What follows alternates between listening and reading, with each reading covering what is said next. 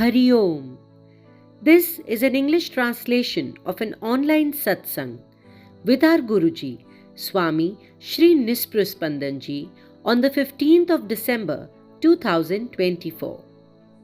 There was a question a disciple asked, Swamiji, what is the role of the physical body in a sadhak's spiritual journey?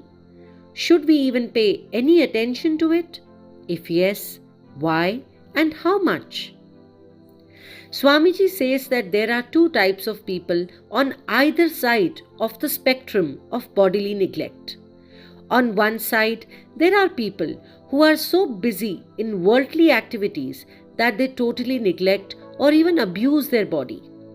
On the other side, there are also those who are so steeped in their devotion that they give no attention to the requirements of their body. Neither of the two sets of people are any better than the other. There is a simple logic to this, because if there is no body, how will one do sadhana? And how will one express devotion? Lord Krishna in the Bhagavad Gita says that neither a person who eats or sleeps a lot, nor a person who deprives himself of food and sleep becomes available to me. Thus, the Almighty Himself teaches us the importance of a balanced living. The key principle is that of equanimity, reasonableness, and moderation. Swamiji also explains us the reason behind this revelation.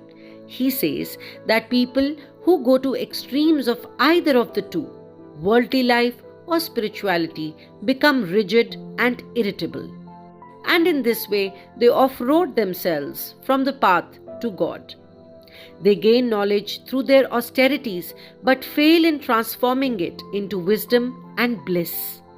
Acceptance can only prevail in the absence of rigidity, and acceptance is a precondition for permanent peace and bliss in one's life.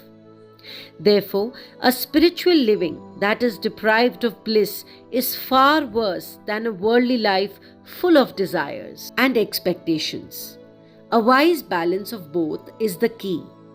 Swamiji goes a step further to guide us how to remain in balance in the pursuit of our spiritual and worldly goals.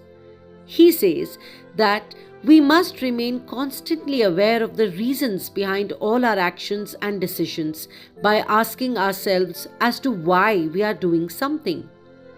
If we keep observing ourselves and asking the question for everything that we do through the day, then everything that we do, worldly or spiritual, will eventually become spiritual, and our own consciousness will drive us towards equanimity and balance. This happens because now wisdom starts becoming available from our consciousness and it begins to prevail over the mind. Hari Om. Hari Om. You can now receive the Nispru Yog Kriya Yog teachings in the language of your choice. We deliver Swamiji's satsang in Hindi, English and Finnish.